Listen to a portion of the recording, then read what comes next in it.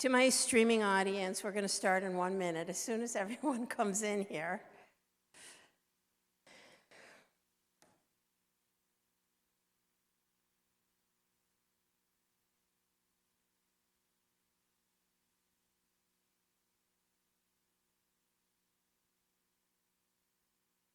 They're coming, they're coming.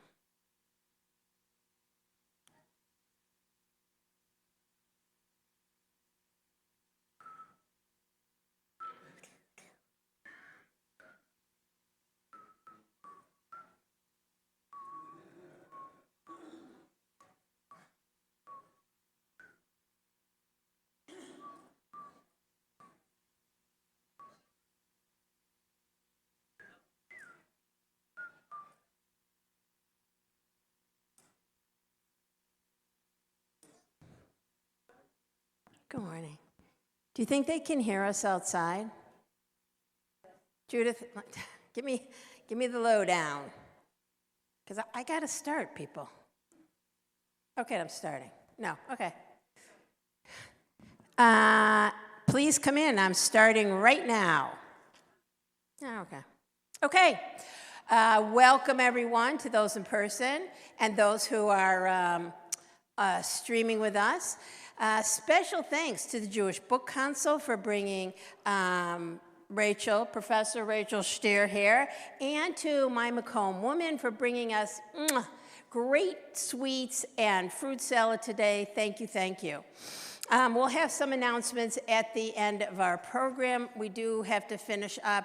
Rachel can stay for a hot minute and talk with you, but we are so fortunate to be in a congregation that has, the kids are just rolling out of the classrooms. Rachel Shteir is an award-winning writer whose work has appeared in national magazines and newspapers, including the New York Times and the Wall Street Journal. Very impressive. She is the author of 3 previous books: Striptease, The Untold History of the Girly Show. I'm sure people will be interested in that. A Gypsy, The Art of the Tease, and The Steal, A Cultural History of Shoplifting. She is also the founder and current head of Dramaturgy and Dramatic Criticism program at the Theater School at DePaul University. She holds a DFA in Dramaturgy and Dramatic Criticism from the Yale School of Drama, and a BA in Near Eastern Languages and Literatures from the University of Chicago. Really quite a pedigree, and we are so happy to have you here at Macomb Sola Lakeside. Rachel is going to talk, and then we'll have questions. Thank you. Hi. Good morning, everybody. I'll try to stand over here. Hi. Thank you so much for that great introduction, and I want to thank JBC, Jewish Book Council, for their support of me and all of the authors. They've been an amazing resource since this book has come out. I want to start by, can I actually take this out? I want to start by talking a little bit about how I came to write this book, because as you just heard, my first 3 books were on subjects that are quite different than a biography of the founder of second wave feminism and a major Jewish figure. And I think that in telling that story, it clarifies some of the things about not who Betty was. I'm going to call her Betty because I worked on this book for 6 years, and I'm on a first-name basis with her. So just briefly, and then after I tell you the story, what I'm going to do is give you the arc of her biography, hitting the high points. I'll read some little tiny snippets, and then I'll take questions. So first, in order to talk about how I came to write this book, I have to go back to 2013, 11 years ago.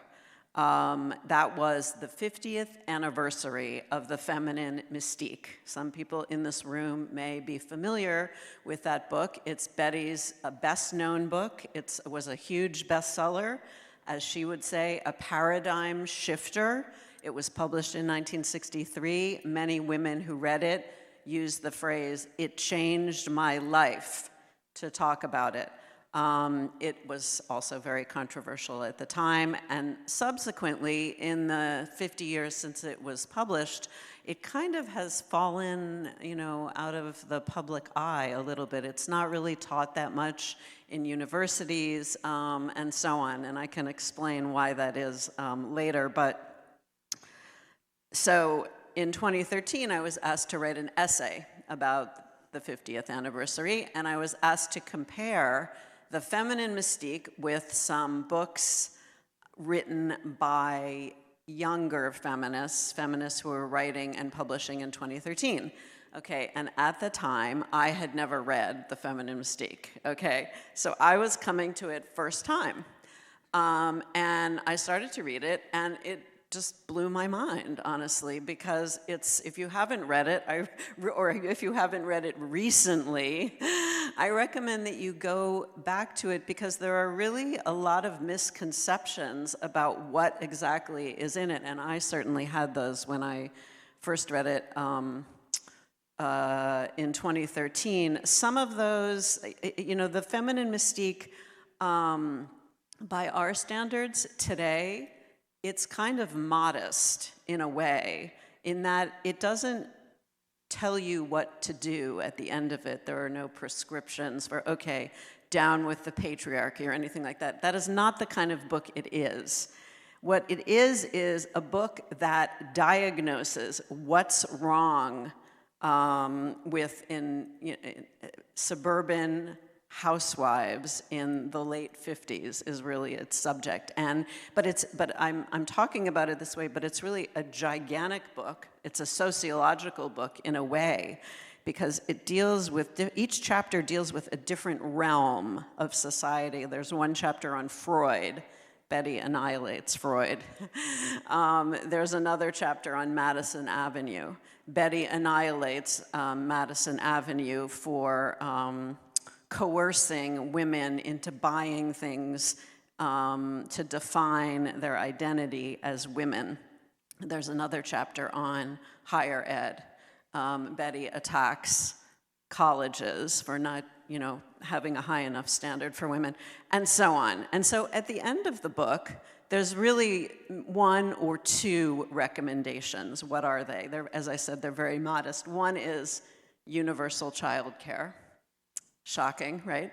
Another is that women should have something outside of the home and family, right? Betty saw herself as a family-friendly feminist. She was not against the family at all, but she didn't want women to be limited by the family either. So she talks at the end of the book about how women should, be passionate about something, as she says, in the humanities. Okay, that's how quaint. In some ways, it's quaint, but in other ways, it's really far-reaching. So I read this, and it's sociological, but the book is also very personal. It's very movingly written. I'm going to read you a little snippet from it, and you can see just the flow and the power of Betty's prose. And then I read these other books that were published in 2013 by people including Sheryl Sandberg, right, the former Facebook executive. Those books I found inferior to The Feminine Mystique, okay? And the reason was either the prose wasn't that compelling, or they took Betty's ideas and then they didn't really give her credit for the ideas except in a tiny footnote.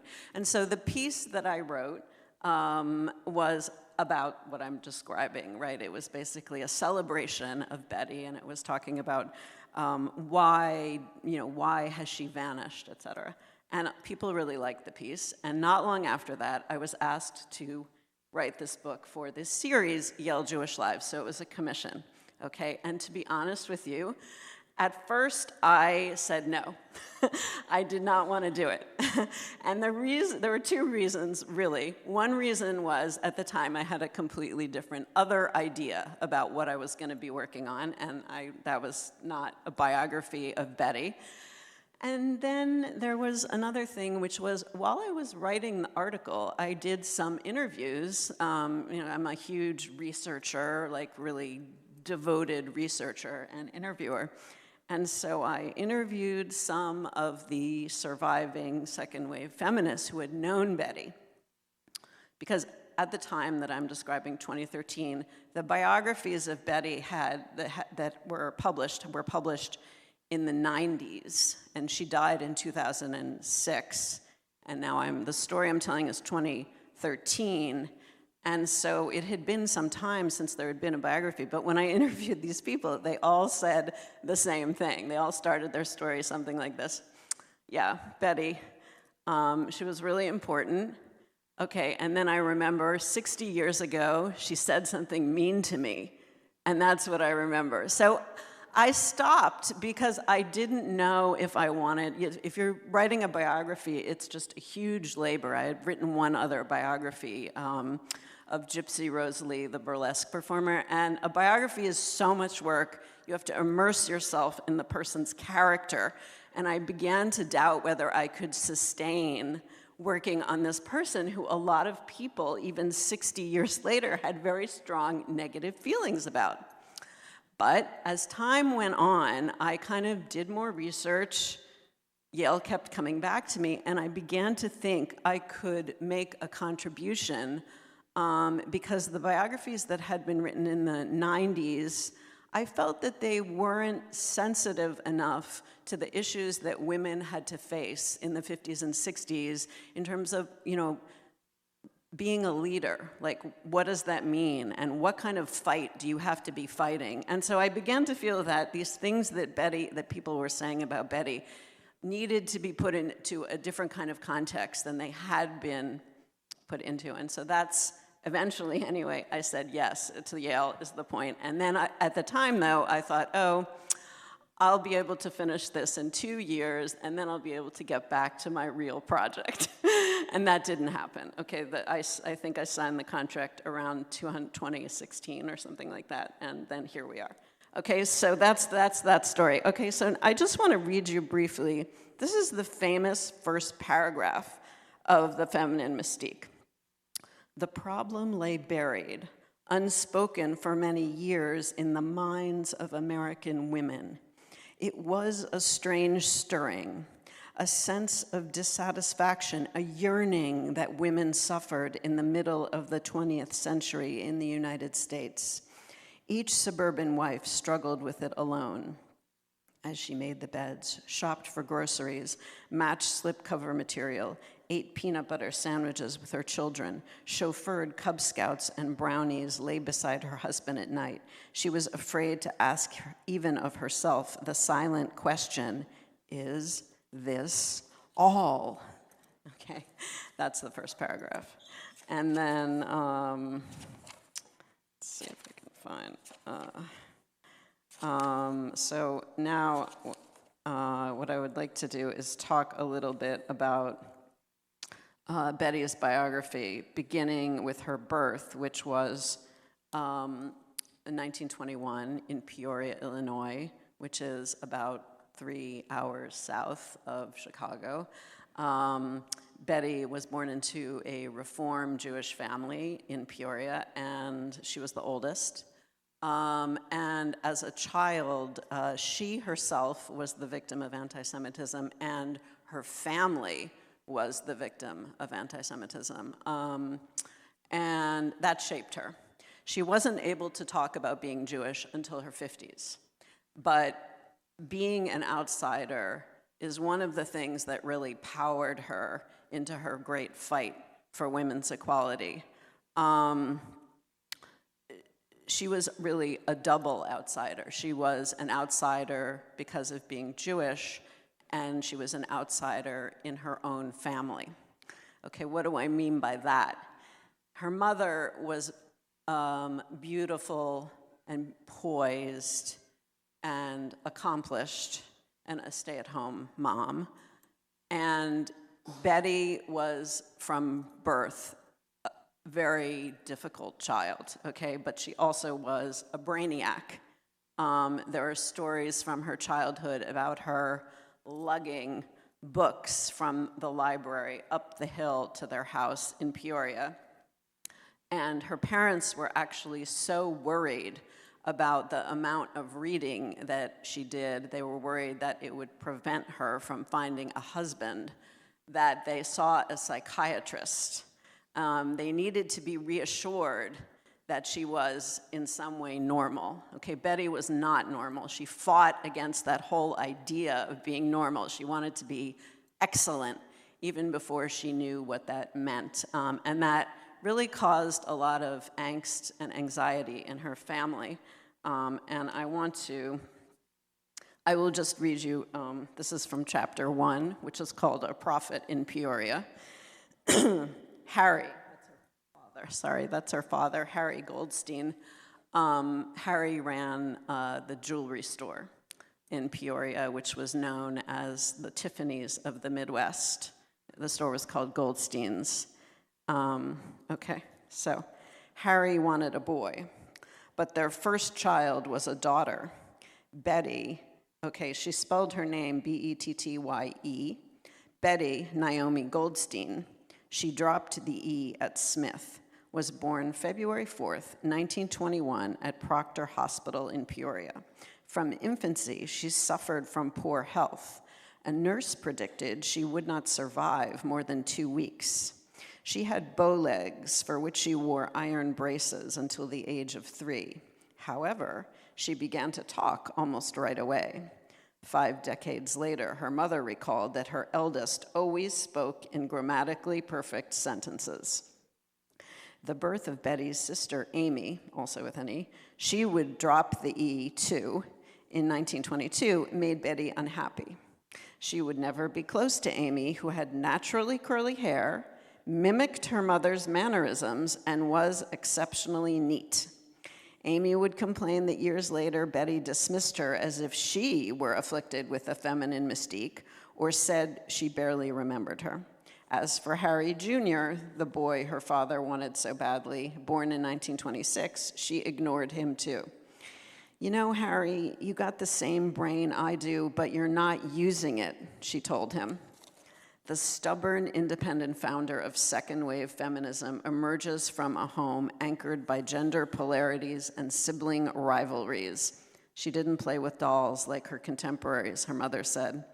A photo taken of Betty, age 5, shows a girl whose hair is cut in a bob, wearing a loose-fitting dress with a white Peter Pan collar tied at the neck with a ribbon. This girl, who looks at the camera with the same gravitas she would later summon when talking about politics or her famous book, already displayed her legendary bad temper. At around the same time the photo was taken, she hit a boy on the head with a hoe. Okay, that's Betty as a child. So one of the tensions in her early life, as I said, was between Betty and her mother, Miriam. Miriam was not allowed by her father to go to Smith College, which is where Betty wound up going in 1938. Miriam went to Bradley in the end. And so Betty departed for Smith College, and she found a kind of home there that she had not found in Peoria. She loved being at Smith. She was a brilliant student. She won all the awards. She was a journalist. She ran the school paper. She became an activist. She dabbled in left-wing politics. And she just generally felt like she was not, as she put it, a freak. That is how she felt in Peoria. She graduated in 1942 during the war, and she had majored in psychology. And she immediately went to Berkeley to start a PhD in psychology. All the greats were at Berkeley, Erik Erikson and many other people, but Betty could only take 1 year at Berkeley, and she left after 1 year. There are many reasons why she left. One was, I think, her father died during that year, and I think she had gone to Berkeley in part to please him. Another was she wanted to be more active. She didn't want to be a scholar. She wanted to really be in the thick of things. She had loved doing journalism in college. And then there's a third reason, which she talks about in The Feminine Mystique. She had dated several of Oppenheimer's proteges, and she fell in love with one of them. But that one did not want to go out with someone who was more brilliant than he was. So, as she tells the story in The Feminine Mystique, they were strolling in the hills in Berkeley, and he said, "Betty, I can't go out with you anymore because you're going to win all these awards, and I might not." Okay, and so she left Berkeley, and she moved to New York. And in New York, now we're in 1943, she started working for left-wing magazines, newspapers, and she wrote about all sorts of different subjects. She wrote about anti-Semitism, she wrote about Jim Crow laws, she wrote about women. She was a dedicated journalist. She loved being in the thick of it. And in 1947, she met her husband, Carl, who was then a theater person, but later pivoted into advertising. And she began to have a family. And so this really brought to the forefront, it brought back all of her childhood angst, because one thing she knew was that she did not want to live the life of her mother. She wanted to have a family, but she did not want to stop working. So after every child was born, boom, 1 month went by, and she was back on the street reporting or being in, chasing politicians around, whatever. And that was a source of tension in her marriage, and it also led to, in the other biographies, talk about how she was not a good mother. I don't believe that, actually. I think she struggled to balance motherhood and work. The family eventually left New York City. They moved to Rockland County. Betty hated the suburbs. She lived for the first time in an enormous house in Grandview on Hudson, which is across, it's quite near what used to be known as the Tappan Zee Bridge.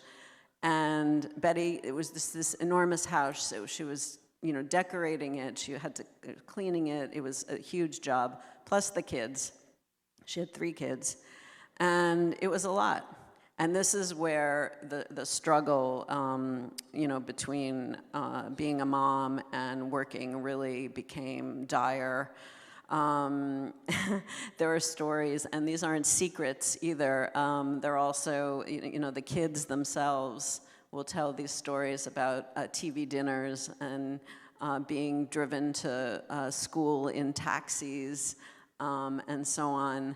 And Betty herself had pivoted to working for women's magazines. By this time, she was working for Ladies' Home Journal and Good Housekeeping and so on.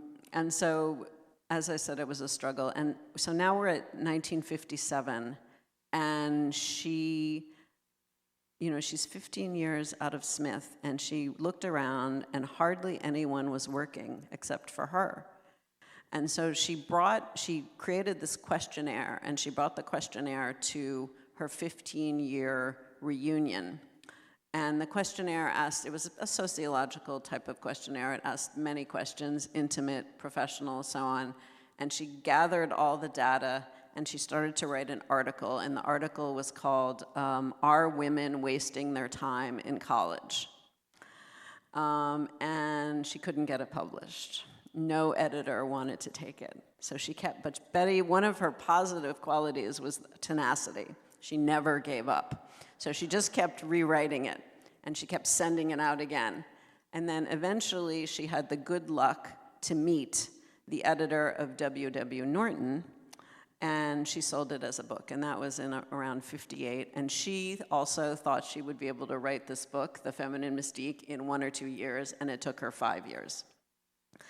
And it was tough. It was tough for her. With Carl was commuting into the city. She didn't really have help. It was tough. But then the book came out in 63, and it changed women's lives, and it changed her life. With the money from the book, it was a huge bestseller, and it sold millions of copies. And with that money, Betty moved the entire family back into the city to the Dakota. And she bought a house in Fire Island. And she began traveling all the time and acting as the spokesperson for the movement. And she loved that life. Again, it took her outside of her home. And by this time, her daughter was really the only one at home, her daughter, Emily, the youngest. So that was a difficult phase for Emily and Betty. But during this time, this was, for the United States, it was a hugely tumultuous time. The Civil Rights Act was passed. Other things were going on, and this was around, after the Feminine Mystique came out, Betty looked around, and she was very impatient with what had happened for women, which she felt was not enough. She felt like more had happened for civil rights. And she had been planning to write another book, but she decided that she was not going to write another book. Instead, what she was going to do was help found a national organization for women. So in '66, that's what she did. She founded NOW, the National Organization for Women. Maybe some people in this room were involved with NOW. And I can also read you a little bit from, okay. And so just to give you an idea of what that was like, Betty was the first president of NOW when it started in '66. So she was the first president from '66 to '70, and she actually didn't want to be president. She knew that she didn't have the temperament to lead. She actually said that. She said, "I have a writer's temperament." But the women around her insisted, because she was the author of this book, and she was an enormously galvanizing speaker. If you ever have the opportunity, I think some of her speeches are on YouTube, and they're phenomenal. Just the way she can kind of seduce people into believing in her point of view. Her ability to do that was amazing. What she was not good at was being a diplomat. And so that's what came up when she first, in the tumultuous years of the founding of NOW. So I'm going to read you. This scene takes place at the Washington Hilton in June of 1966 at a conference where NOW was founded. The conference, Targets for Action, aimed to continue the work done by the President's Commission on the Status of Women. But the first day discouraged Betty. Late in the afternoon, it started to rain, so the group convened in the East Room instead of the Rose Garden. Standing next to Lady Bird, President Johnson began by addressing the distinguished and very attractive delegates. He took credit for Title VII, recommended that the women expand their volunteerism, and joked about his wife's interest in the grass in the Rose Garden. He listed accomplishments of the commission as if women's equality had been achieved, and figuratively patted our heads, Friedan recalled. The next day, the National Women's Party tried to introduce a resolution to bring the Equal Rights Amendment under consideration. They were refused. Irritated, Friedan invited Pauli Murray and a group of women to her room at the Hilton. Friedan had met these women while researching her still uncompleted second book. There was Kay Clarenbach, head of the Wisconsin Commission on the Status of Women, Mary Eastwood, and Catherine Conroy, who worked for the Communications Union. Conroy and Clarenbach wanted to work through existing channels, introducing a motion condemning the Equal Employment Opportunity Commission. Murray, armed with a yellow legal pad, sided with Friedan's activist approach. At around 11 p.m., Nancy Knack, a young dean at the University of Wisconsin sitting on the floor, dared to wonder if the world needed this new women's organization. Friedan shouted, "Who invited you? Get out, get out. This is my room and my liquor." Okay, however, Friedan triumphed in this occasion, and NOW was founded. What were the pillars of NOW, the first pillars? They were universal child care, equal pay, equal representation in politics, and reproductive rights. Those were four very important ones. Betty also wanted NOW to be for men and for women, right? She didn't want only women to join. As I said, she was a family-friendly feminist. You have to imagine that at this moment, 1966, she was already in her 40s, and she had had 3 children, and she was on the road to getting a divorce. Meanwhile, many other women, younger women, were streaming into the women's movement, including the National Organization for Women, newly founded. This brought Betty in direct conflict with a lot of the younger women, many of whom wanted sexual identity to be at the center of the women's movement. Betty did not want that. She felt that anything that had what she considered to be a whiff of radicalism would alienate Americans, especially Americans from the Midwest, is what she thought. Middle Americans, as she called them. And so she would try to squash any hint of radicalism wherever she saw it. And that, as I said, brought her into direct conflict with many younger women during those first 4 years when she was president. At the same time, I want to stress that the accomplishments of the National Organization for Women under Betty are phenomenal. There is just no comparison of before and after. I mean, things like making the language in help wanted ads gender neutral, right? So that you couldn't say, okay, for this job we need someone who can lift 50 pounds, right? Or something like that. So now they started chapters everywhere. They were working on a shoestring. They had no money.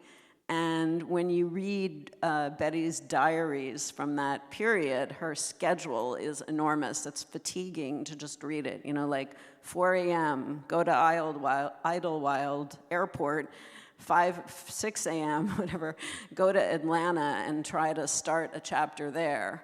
You know, noon, go to Buffalo. It's like that. It's just endless, the endless amount of campaigning she did. As I said, she also got into many arguments with women. I'm kind of emphasizing the arguments because in the media at the time, they were dismissed as catfights. They weren't catfights, they were ideological arguments about what the women's movement should be, and who it should be for. The last thing Betty did for now was she galvanized women to just do the Women's Strike for Equality, which was in the summer, in August of 1970. That was an enormous action that women all over the country did. They marched down the main streets of their cities and towns. There was a huge one in New York. There was one in Chicago, I believe. They were all over the place. And that really catapulted now from being a grassroots organization to being a more major player. When Betty left now, she did not stop being an activist or fighting for women's rights. She continued to do that until her death in 2006. And she was great, as I said, at starting organizations. So she started other organizations. She tried to start a female bank, an all-women's bank. She started the National Women's Political Caucus, which was an organization for getting women into political office in the early 70s. Here, too, Betty fought. Her co-founders of that organization were Gloria Steinem and Bella Abzug. Betty fought with Gloria and Bella.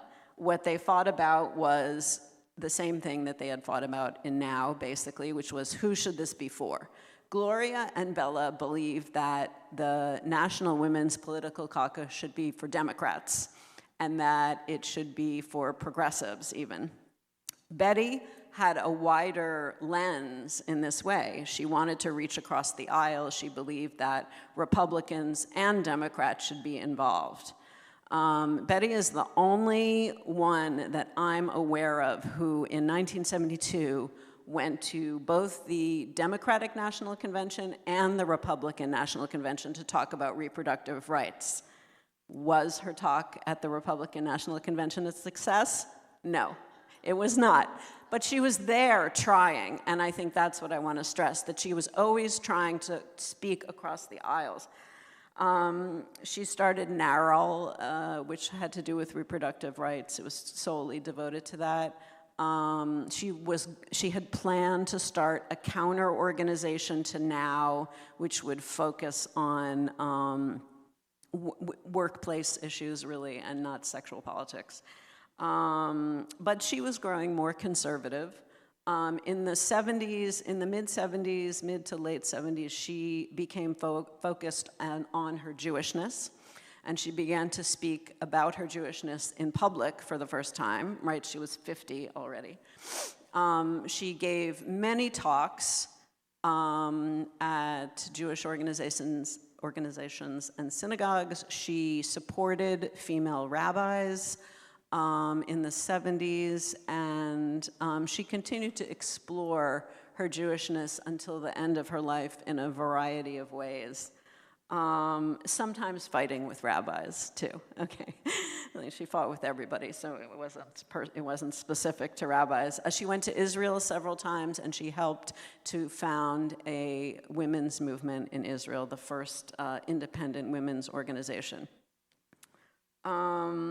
She fought also in the 70s for the Equal Rights Amendment, and one of the ways that she would talk to Jewish audiences in the 70s was to try and convince them that the Equal Rights Amendment was not bad for the Jews, because she was very concerned at this time about the rise of Phyllis Schlafly, and that Schlafly was herself was a brilliant conservative organizer and had scooped up a lot of housewives, for example, and Betty was afraid that she would lose many votes. And as I'm sure people in this room know, the Equal Rights Amendment did not ratify.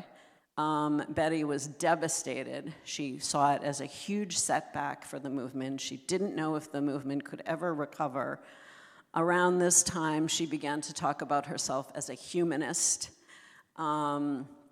And she, in the 80s and the 90s, she continued to be active as third wave feminism was on the rise, but in some ways she was alienated from younger women. She certainly had some devoted, acolytes who she mentored, but she could also be a little bit of a scold where younger women were concerned, and if they didn't live up to her ideal. She was so amazing as a figure, as an activist, and she thought that everyone could do what she did, and I think it was unique to her. There are some people who just have more energy than other people.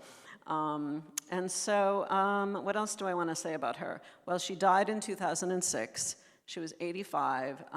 Really, she continued to fight for women's issues until the previous year, really 2005. She was still giving talks about women's issues, and she was encouraging younger women to take risks, and she was decrying the various setbacks that the women's movement had. And so maybe I will close my remarks and then open to questions just by saying I really think that she is a phenomenal figure who deserves more attention. She was not perfect. She had, but our heroes have clay feet, right? That's just a fact. And one of the reasons, as I said earlier, that I wrote this book is because I think that women particularly are judged more harshly for having clay feet. And so I wanted to try and investigate, not excuse. There are plenty of stories like the one that I read about her, yelling or whatnot. But I think what she did, her accomplishment of lifting the issue of women's equality into the same realm as civil rights, as Vietnam, and other major issues of the day was extraordinary. And I think that's the thing that should not be forgotten, and that she, in the face of enormous naysaying and enormous derision from the media and others, she did not give up. She continued to fight. Okay, so maybe I'll stop there. Thanks. Thank you.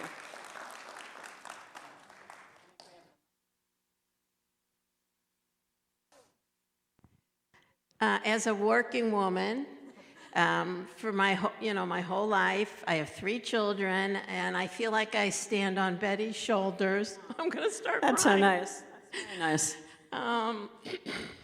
And, I'd like, yeah. I can't, there's other people crying, okay. All right, let's take some questions. Before I cry more. I grew up, I was in the 60s was my formative years. I was a teenager, and I idolized Betty Friedan, and luckily so did my mother, okay? So I was very lucky in that regard. I'm just curious, though, about the reaction that you get from younger women today.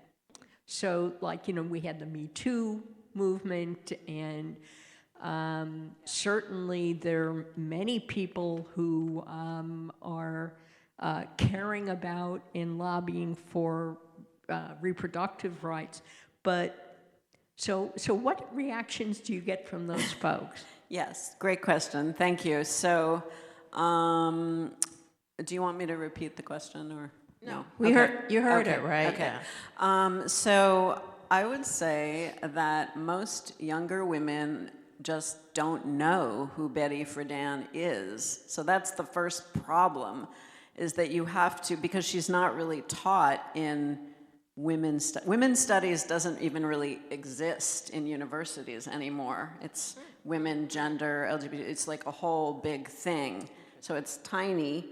And if the feminine mystique is taught at all, one chapter of it is taught, and it's taught kind of as, okay, we had to overcome this, So I think that the first thing is people don't know who she is, and then that they're misinformed about what she said, and that her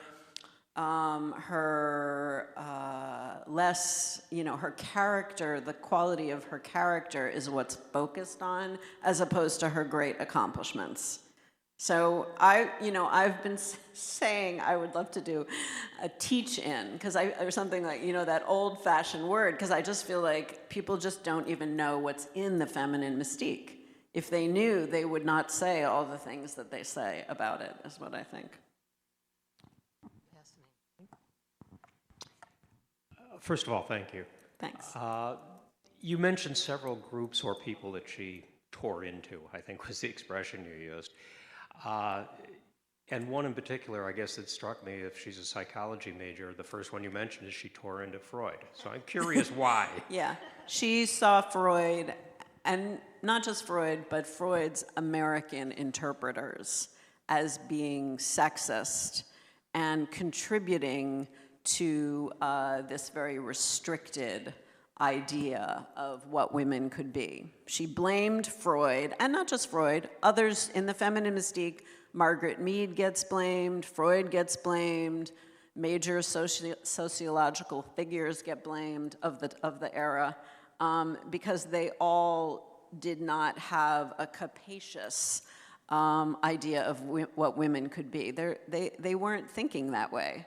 And so Maslow also gets blamed. So she wanted all of these social scientists to go back to their studies and revise them, taking women more into account. Yeah. I was wondering what she would have said about the Dobbs decision if she were alive today. She probably have an apoplexy over Yeah, that. she would say bad, yeah. And the other thing was, I wonder if you say a little bit about her family, her children. Did they follow after her in any way? And also you mentioned she got divorced or something like that. What was that all about? Maybe you could just elaborate. What was that? Good question. So her children, it's probably easier to talk about that first. So her children are all very successful and accomplished, and they have their own families. One became a pediatrician, one is a contractor architect, and another is a MacArthur Genius Grant award-winning physicist. So they're all very successful. Her marriage was not successful. It was violent, to be honest, just straight, to be direct about it.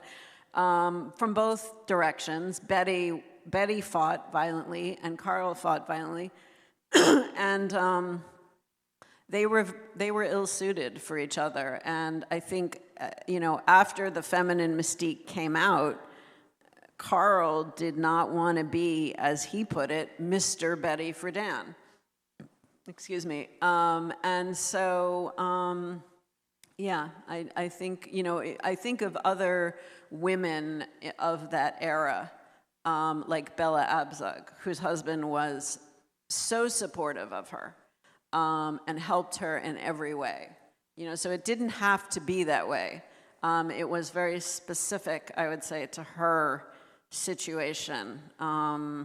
After she divorced, she had several boyfriends, but she never got married again.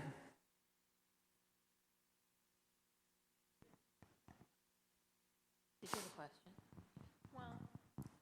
I just wanted to make a comment when you were talking about her reactions to Freud and Maslow, et cetera.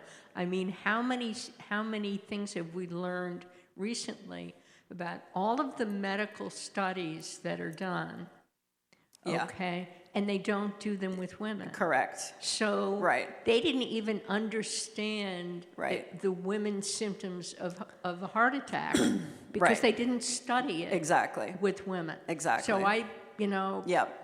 certainly I would think that she would react to that as well. Absolutely. Absolutely. I want to thank you very much. It was wonderful, and Thanks. I really appreciate it. I'm a woman of that generation. I got married very young. Things were expected of me. And after having my 2 children, I knew this is not what I wanted. And I went out, and I was one of the first people to get divorced. It was not acceptable. Right. I went into corporate America and had to face, and it was an uphill battle Yeah. all the time. In fact, I was taking classes, and I wrote an article writing, Phyllis Schlafly, leave my husband alone, because I just wrote that because Phyllis Schlafly was against men also in Yeah. her own way. Yeah. And so I wrote that, and now I show it to my granddaughters, and they can't even Yeah. understand that. Yeah. And I knew that the next Yeah. person I married, and I applaud my current husband, because he accepts women for what they are, and he is a best friend to women. That's very nice. So I want to thank you for Thank bringing you. this out. Thank you very much. So I believe I was at the women's rally in August 1970. I was 14 years old. I was working as a delivery boy downtown, and our office was right across what was called the Civic Center back then. Now, of course, the Daily Center. And there was this huge rally there. And in Chicago, we started school after Labor Day. So the dates that I had read were like in August 20-something. Yeah, And I 26. yeah. Yeah. And I remember standing there, maybe for about 10, 15 minutes, watching what was going on. Of course, again, I was 14. I really didn't quite take in everything that was going on. So could you kind of explain what happened in August? Yeah. Elaborate Yeah, on what happened sure. in August of 1970. Yeah, on August 26, 1970, Betty's idea was that this was the anniversary of suffrage. And so she staged, or she told other people to stage, because she was the outbound now president at the time. And she made, okay, just to tell you a little bit about this, she made the announcement that that there was going to be this nationwide event as she was giving her exit speech as president. Okay, so in other words, she kind of laid it at the doorstep of the incoming president and other officials of now. And that was 5 months before the event was supposed to happen. And there was, this actually happened in Chicago. There was a whole lot of media there, and so once Betty had said, this is what Now is doing, they had to do it. So it was, women took over the main streets of all these different towns, Fifth Avenue in New York, I guess Michigan here, Michigan Avenue here, and they took over and they marched down the whole, the whole street. And then in New York and in other places, after there had been these marches, there were speakers, and Betty was a speaker, and Kate Millett was a speaker, and I think Gloria Steinem was the MC. And they talked about women's rights and women's equality and this amazing new utopian future that there was going to be. I've heard recordings of these events, and they're just extraordinary, like the hope in people's voices as they talked about equality and what was going to happen. Yeah.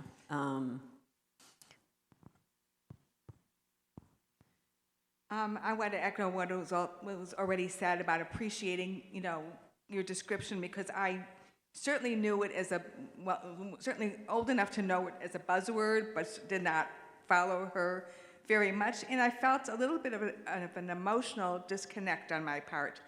I was raised by a working mother, but it was by necessity. And from her generation, I saw it more as working by choice in the 50s, where people had the luxury of maybe being at home and, is there more, and so on and so forth. That was not the situation that I grew up in. And yet I can see that going back to maybe the generation of my granddaughters, who it may be of both necessity and choice just because of the change in economics. But part of me almost feels that she was a daughter of privilege, to be able to have these questions and concerns and so on and so forth. Yes. So there's that little bit of an emotional... Yeah, absolutely. And that's a criticism of the feminine mystique that scholars made from the very beginning, that the book was not expansive enough. It didn't include enough working class women and their situation, for example. So you're absolutely dead on. I mean, what I always think, and maybe this is just what I think, is that really she was the daughter of privilege, absolutely, but she was really trying to unite women, period, under a big umbrella. And I think where she got tripped up was when when women had different experiences. She worried about that, and she worried that would be too complex for America to understand, or something like that. It was a different time, right? And I think just getting the idea of women's equality was not in the public arena as something that was, yes, let's talk about the issue of women's equality. No, people were not talking about that. Yeah. Last question. Oh, okay. Not a question, some anecdotal information. I'm with a group called Honor Flight Chicago, where we fly veterans of World War II, Korea, and Vietnam to Washington to be honored. Last year, we had a flight of all women veterans. Oh, amazing. The pilot and the co-pilot were also women. Wow. And they were honored in Washington. Amazing. Yeah. As veterans and as women who extraordinarily served their country. Thanks. I hear children's voices out there. This is our last question in here, but you're going to stay for a hot minute. I will out there. stay, yes. We have the books. Yeah. I'm going to come get a book. So what a great morning. Yes. Next week, tomorrow, we have Anna Kozlowski, who is the head of the Progressive Judaism in Israel here, 9:30 Lox and Bagels, 10 o'clock speaker next week, June Hirsch, who has done a cookbook, and I have her books in my office as well. And but that'll be at 12:30. We're gonna switch it up a little bit. And Janet, one more announcement. Just a reminder, you've probably seen that the Women's Shabbat service is April 26th. This is for everybody in the congregation, but it celebrates women. And if anybody would like to participate, see me, although I have to say we've had a huge number of people volunteer. But if you'd like to come and do a reading in the service or participate in some way, see me. All right, so we're going to go outside. I'll see everybody out there, and if you have any questions, we're here. Really beautiful. Round of applause.